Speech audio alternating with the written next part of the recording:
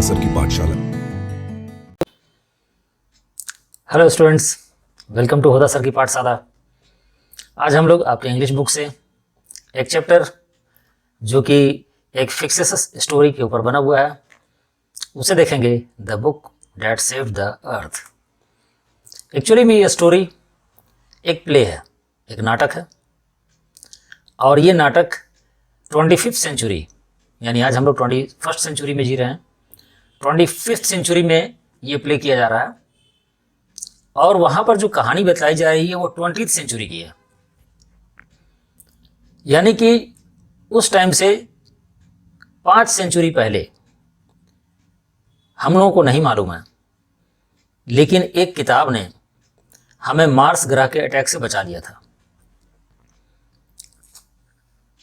तो ये एक्चुअली ये स्टोरी, ठीक है, एक बुक के ऊपर है, और वो बुक हम लोगों को इस अर्थ को डिस्ट्रॉय होने से बचा लिया। इस स्टोरी के अंदर जो आइडियाज़ दिए गए हैं वो ये बतलाता है कि नॉलेज आधा अधूरा होने से हमारे लिए बहुत खतरा, या किसी के लिए भी बहुत खतरा पैदा होता है, और लोगों के बीच में मिसअंडरस्टैंडिंग क्रिएट हो सकती है, क्योंकि अलग अलग तरह के लोग अलग अलग कल्चरल ओरिजिन को बिलोंग करते हैं, और इस तरीके से उस तरह की कन्फ्लिक्ट या कन्फ्यूज़न में हम लोग चले जाते हैं जिसे पहले से समझा नहीं जा सकता है। The book that saved the earth ये प्ले है जिसे कि क्लेयर बैको ने लिखा। 25th सेंचुरी के हिसाब से नाटक का सेटिंग है, और उस नाटक के अंदर जो सेटिंग की गई है वो एक म्यूज़ियम की है जो कि एंशिएंट हिस्ट्री के बारे में बतला रहा है। यानी कि आज से 4 सेंचुरी के बाद शायद हम लोग इस तरह की किताबें ना देख पाएँ। उस वक्त जो बच्चा पैदा होगा उसे बुक्स के बारे में जानकारी नहीं होगी, और जो आज के बुक्स हैं उसे म्यूज़ियम में रख दिया जाएगा देखने के लिए, समझने के लिए कि कभी लोग किताबों से पढ़ा करते थे।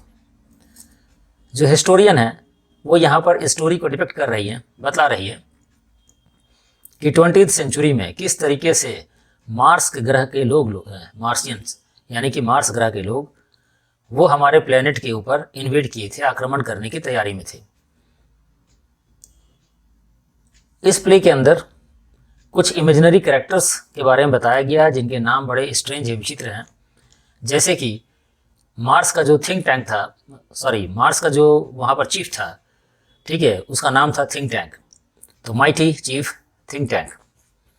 उसका जो असिस्टेंट था apprentice noodle, captain omega, lieutenant लोटा और सर्जेंट उप। ये कैरेक्टर्स हैं प्ले के, नाटक के। मार्स का जो चीफ था थिंक टैंक, वो अर्थ के ऊपर आक्रमण करने की तैयारी में था, क्योंकि उसे ये बिलीफ था, उसे ये पूरी तरीके से भरोसा था कि मार्स ग्रह के जो लोग हैं वो सर्वोत्तम प्राणी हैं। उनकी तरह खूबसूरत भी कोई नहीं है, उनकी तरह इंटेलिजेंट भी कोई नहीं है दुनिया में। दुनिया नहीं, यूनिवर्स की बात कर रहे हैं हम लोग। और जैसा कि आप पिक्चर में देखते होंगे, आपने एक हिंदी पिक्चर जादू देखा होगा, जहाँ पर एलियंस का चेहरा जो है वो अंडे की तरह बनाया गया, बड़ा सा, और बॉडी के बाकी हिस्से, हाथ पैर बहुत छोटे छोटे होते हैं।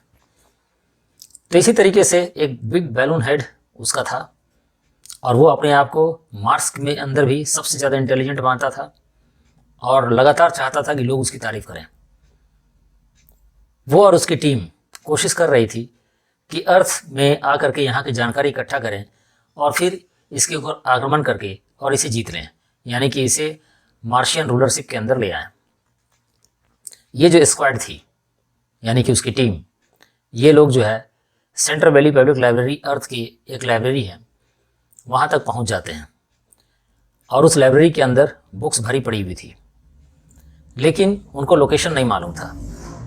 जब उनका माइटी चीफ थिंक टैंक पूछता है कि तुम लोग कहाँ पर हो, तो ये लोग क्लियरली बता नहीं पाते हैं कि कहाँ पर हैं, इसलिए वो दिखलाते हैं उस जगह को कि देखिए यहाँ पर इस तरह की सेल्फ हैं, और सेल्फ के अंदर कुछ चीज़ें रखी हुई है।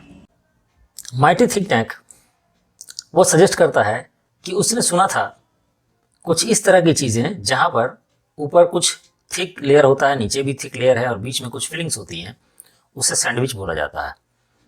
और अर्थ के लोग, ये लोग खाने पीने में बहुत ज़्यादा तेज़ हैं, इसलिए शायद ये सैंडविच है और इनको इन्होंने शेल्फ्स में अरेंज करके रखा हुआ है। और उसके बाद वो कैप्टन ओमेगा, लेफ्टिनेंट आयटा और सर्जेंट उप को आदेश देते हैं कि इस सैंडविच को खाओ। कैप्टन ओमेगा और लेफ्टिनेंट आयटा ये बहुत ही चालाकी के साथ ये जिम्मेदारी सर्जेंट उप के ऊपर डाल देते हैं। उसे पास चॉइस नहीं था। सर्जेंट उप जो है किताब का एक कॉर्नर, ठीक है, उसे खाता है, लेकिन टेस्ट उसे पसंद नहीं आता है। वो माइटी थिंक टैंक को कंफर्म करता है कि ये तो जरा से भी डिलीशियस नहीं है और ये मार्स ग्रह में जिस तरीके से धूल है सूखी हुई उसी तरीके का है, पता नहीं अर्थ के लोग इसे कैसे खाते हैं। तभी अप्रेंटिस नूडल वो सजेस्ट करता है माइटी थिंक टैंक को कि शायद ये कम्युनिकेशन करने की चीज़ें हैं। और माइटी थिंक टैंक जो सारा क्रेडिट अपने ऊपर लेने के लिए जाना जाता है, वो बोलता है हाँ, मैं यही बात तो बतला रहा था कि ये एक्चुअली में कम्युनिकेशन करने की चीज़ है। फिर वो आदेश देता है कि सब लोग इसे कान से लगाओ और सुनो।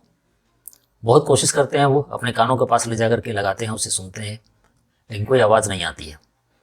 बाद में नूडल फिर से सजेस्ट करता है थिंक टैंक को कि मैंने जो है किसी फिल्म में देखा था कि इस तरह की चीज़ों को आँखों से कम्युनिकेट की जाती है। माइटी थिंक टैंक एग्री करता है, हाँ, मैं भी वही बात बोल रहा था कि इन चीज़ों को आँखों से कम्युनिकेट की जाती है। वो आदेश देते हैं कि इस सैंडविच जैसी चीज़ को खोलो और उसे पढ़ो। जिस किताब को इन्होंने उठाया हुआ था उस किताब का नाम था मदर गूज, और वो छोटे बच्चों की जो राइम्स होती हैं, पोएम्स होते हैं, उसकी एक बुक थी और इसके अंदर बहुत सारे क्लस्टर्स ऑफ राइम्स थी। ये लोग उसे पढ़ नहीं पाते हैं क्योंकि बुक इस तरीके से यूज़ नहीं हो रहा था। 25th सेंचुरी की बात हो रही है यहाँ पर। अप्रेंटिस जो है नूडल वो याद दिलाता है इन लोगों को कि मार्स के केमिकल डिपार्टमेंट ने इन लोगों को कुछ विटामिन पिल्स दिए थे। वो बोलते हैं कि तुम्हें जो विटामिन के पिल्स मिले हुए हैं उसे यूज़ करो, इससे तुम्हारी इंटेलिजेंस ही बढ़ जाएगी। ये लोग उन पिल्स को यूज़ करते हैं, उसे खाते हैं, निगल लेते हैं और फिर सर्जेंट ओक उस किताब को पढ़ने की कोशिश करता है। लेकिन ये किताब, जैसा कि आपको मालूम है कि राइम्स जो होती हैं वो एक्चुअली में किसी और कंटेक्स्ट में बोला जाता है, लिखा जाता है बड़ा मज़ेदार तरीके से, तो वो पढ़ते हैं। तो पहला राइम था, hey diddle diddle the cat and the fiddle, the cow jumped over the moon, the little dog laughed to see such sport and the dish ran away with the spoon. अब इसको जो है mighty think tank interpret करता है। वो बोलता है कि मार्स ग्रह के जो भी लोग हैं जिनको अटैक करना है अभी, यानी कि उनके सोल्जर्स, उनको अभी रोक दो, क्योंकि अर्थ वालों ने बहुत ज़्यादा तरक्की कर ली है। हम अभी तक इनका जो है पोटेंशियल यानी कि क्षमता के एवेल्यूएशन ठीक से नहीं कर पाए हैं। इन लोगों ने कैट यानी कि जानवर और फिडल यानी कि संगीत बजाने का इंस्ट्रूमेंट जो है इनको आपस में जोड़ दिया है। इन लोगों ने काऊ की एक सेना तैयार की है जो कि मून के ऊपर अटैक करने की कोशिश कर रहे हैं। काऊ जम्प्ड ओवर द मून। कुत्तों के अंदर इतना सेंस ऑफ ह्यूमर पैदा हो गया है कि वो चीज़ों को समझ सकता है और हंस सकता है। ये बोलते हैं कि लगता है इन लोगों ने बहुत ज़्यादा तरक्की की है। वो बोलता है आगे पढ़ो, दूसरा पेज पढ़ो। तो सेकंड टाइम को पढ़ाता है वहाँ पर, Humpty Dumpty sat on the wall. Humpty Dumpty had a great fall. All the king's horses and all the king's men cannot put Humpty Dumpty together again.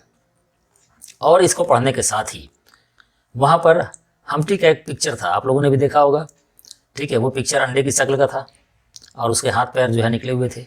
ये शक्ल थिंक टैंक से मिलता जुलता था, यानी कि वो रिजेंबल कर रहा था थिंक टैंक को। थिंक टैंक इसे पढ़ता है और डर जाता है क्योंकि इसमें लिखा हुआ था कि हम्प्टी डम्प्टी, ठीक है, वॉल पर बैठा हुआ है और सारे राजा के घोड़े और उसके लोग जो हैं उनको बचा नहीं पा रहा है गिरने से। वो हम्प्टी डम्प्टी को एक साथ नहीं कर पाए। इससे ये समझ में आ रहा है इनको, थिंक टैंक को, कि अर्थ वालों ने इन्हें पहचान लिया है। अर्थ वालों को पता चल गया है कि मैं जो है इनके बारे में जानकारी लेने आया हूँ और मैं इनके ऊपर अटैक करने वाला हूँ। इसीलिए ये पूरी तैयारी कर ली है। इन लोगों ने मेरा पिक्चर भी छाप दिया बुक में और अब मुझे ये मार देंगे। वो जो है तुरंत आदेश देता है कि जो इन्वेशन है उसको, इस आइडिया को अभी पोस्टपोन कर दिया जाए, और अपने क्रू मेंबर्स को ये बोलता है कि जितने भी तुम्हारे वहाँ प्रूफ हैं कि तुम वहाँ पहुँचे हैं उन सारे निशानियों को मिटा दो, ताकि किसी को पता नहीं चले कि तुम लोग वहाँ पर गए हुए थे, और जल्दी से पूरा का पूरा मार्स प्लेनेट को इवैक्यूएट कर दो, खाली कर दो। हम लोग अल्फा सेंचुरी जो कि 100 मिलियन माइल्स अवे दूर है वहाँ पर भाग चलेंगे और फिर कुछ दिन वहीं रहेंगे। और इस तरीके से जो एक पुरानी राइम्स की किताब थी मदर गूज, वो अर्थ को मार्शियन इन्वेशन से बचा लेती है। तो आइए इस स्टोरी के जो दो मेन कैरेक्टर हैं थिंक टैंक और नूडल, उसके कैरेक्टर स्केच को देख लें हम लोग। Think tank commander in chief था, रूलर था मार्स का, और उसके 2 मून्स हैं, मार्स के 2 ग्रह जो हैं 2 मून्स, उन सब का वो कमांडर इन चीफ था। वो अपने आप को सबसे ज़्यादा पावरफुल और इंटेलिजेंट पर्सन मानता था यूनिवर्स का, और उसे बहुत ही गर्व था मार्शियन होने का। वो ये मानता था कि मार्शियन बहुत खूबसूरत हैं। वो डोमिनेटिंग भी था, सबको अपने कदमों में रखना चाहता था, किसी भी तरह का बहस नहीं चाहता था, जो बोल दिया गया केवल लोग उसके आदेश का पालन करें। जबकि जो रियलिटी थी वो जस्ट उसके अपोजिट था। उसकी जो क्लेमनेस थी कि वो बहुत ग्रेट है, लेकिन उसके जो लक्षण थे वो ग्रेटनेस को कहीं से भी शो नहीं होने देता था।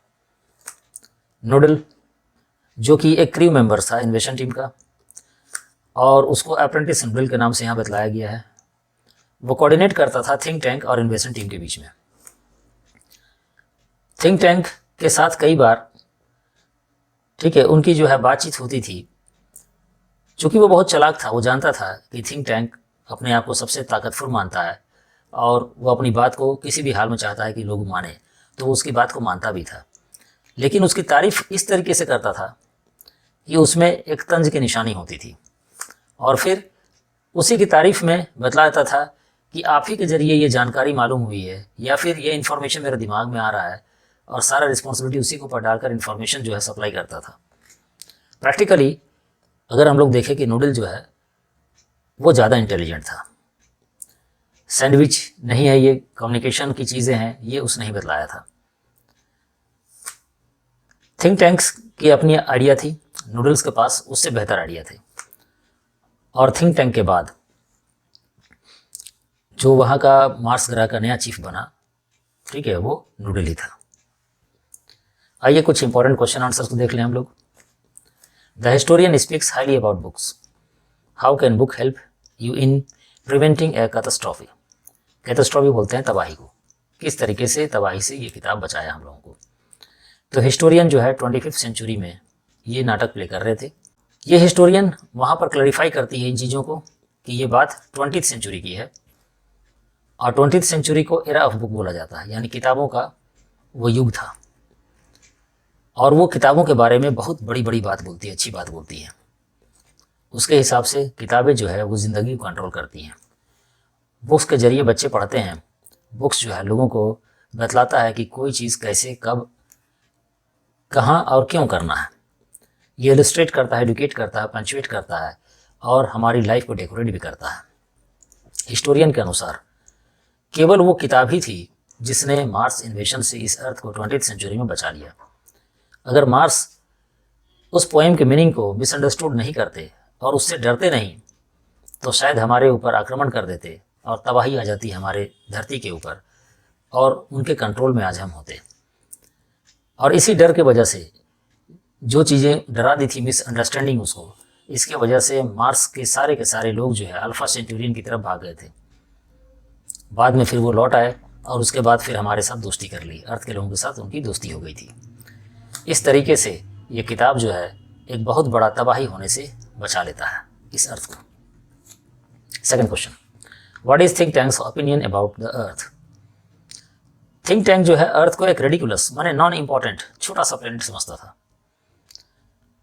वो चाहता था कि उसका रूलरशिप इस अर्थ के ऊपर हो जाए, क्योंकि ये प्लेनेट अर्थ उनकी नज़र में बहुत ही इनसिग्निफिकेंट था। वो ये मान करके चलता था मार्शियंस जो है वो बहुत ही हैंडसम प्रजाति से हैं, और वो वहाँ के लोगों को ज़्यादा इंटेलिजेंट और हैंडसम समझता था अर्थ के लोगों के कंपेरिजन में। ये एक वर्ड यूज़ करता है अर्थ के लिए, प्रिमिटिव बॉल ऑफ मर्ड। ठीक है। और फिर वो बतलाता है कि लंच के पहले पहले तक अर्थ के ऊपर कब्जा कर लेना है। यानी वो कितना आसानी से और कितना छोटा और तुच्छ समझ रहा है अर्थ को, ये इन चीज़ों से समझ में आती है। नेक्स्ट आइए, ये क्वेश्चन SQP 2025 में पूछा गया है। How does the book date save the earth include elements of satirical science fiction. तो साइंस को समझाने के लिए कई बार हम लोग उन कहानियों का इस्तेमाल करते हैं जो कि कई बार भरोसेमंद नहीं होती है। तो उसी कंटेक्स्ट में हम लोगों को यहाँ पर इस चीज़ को समझना है। तो the book that saved the earth, इसके अंदर बहुत सारे एलिमेंट्स थी जो कि सैटिरिकल साइंस फिक्शन को शो करती है। जैसे कि नर्सरी राइम्स को एज ए वीपन के तौर पर इस्तेमाल किया गया, यानी कि वो बचा लिया अर्थ को इन्वेस्ट होने से। यहाँ पर इमेजनरी कैरेक्टर्स का इस्तेमाल किया गया था, जैसे कि नाम, chief think tank, captain omega, lieutenant eta, noodles, इस तरह की चीज़ें, जो कि बड़ा ही फिक्शनल और अनयूजुअल नेम है। ये प्ले जो है एक मैसेज देता है कि अलग अलग रेसेस और अलग अलग कल्चर में अगर आपकी समझ नहीं है तो किस तरीके से कन्फ्यूज़न और कन्फ्लिक्ट पैदा हो जाते हैं। हिस्टोरियन के अनुसार मार्क्सियंस जो है वो बुक की राइम्स की मीनिंग को नहीं समझ पाया और ये चीज़ उनको डरा दिया, जिसके वजह से वो अर्थ में अटैक करने के बजाय अपनी ही प्लेनेट को छोड़कर अल्फा सेंचुरी में शिफ्ट कर गया। तो साइंस फिक्शन कई बार साइंटिफिक फैक्ट और थ्योरी जो है इसका इस्तेमाल करके एक बेसिस बनाती है अपने प्लॉट्स के लिए और वर्ल्ड बिल्डिंग के लिए। लास्ट ईयर जो क्वेश्चन पूछा गया था CBSE 2024 में, how did think tank interpret the following nursery rhymes, how does your garden grow with cockle shells and silver bells. तो यहाँ पर जो राइम्स थी, यहाँ पर इसका मीनिंग उन लोगों ने इंटरप्रेट किया, किस तरीके से किया। थिंक टैंक ने जो इंटरप्रिटेशन किया था उसका, वो बतलाया था यहाँ पर कि अर्थ के लोग बहुत ज़्यादा तरक्की कर गए हैं। वो लोग जो है अनयूजुअल मटेरियल्स जैसे कि कोकल शेल्स और सिल्वर बेल्स, इन सब को ज़मीन में पैदा कर रहे हैं। मेटल को उन्होंने, मिनरल्स को बनाना शुरू कर दिया खुद से ज़मीन के अंदर। तो थिंक टैंक की जो कोशिश थी और ये समझ रहा था कि अर्थ जो है एक बहुत छोटा सा, बहुत ही महत्वहीन और बहुत ही कमज़ोर एरिया है, अब उसे लगा कि नहीं, साइंटिफिकली ये तो बहुत तरक्की कर चुका है। और यही मिसअंडरस्टैंडिंग जो है और अर्थ के बारे में जो फेमिलिटी की कमी थी उसके अंदर, वही उसके सारे प्लान को चौपट कर देती है और उसे अटैक करने के बजाय अपने ही प्लेनेट को छोड़कर भागना पड़ता है। तो स्टूडेंट्स, हमारा ये चैनल आपको पसंद आया हो तो इसे प्लीज़ लाइक करें, सब्सक्राइब करें और दोस्तों के साथ शेयर करें। चैनल को देखने के लिए आप सबों को थैंक यू वेरी मच।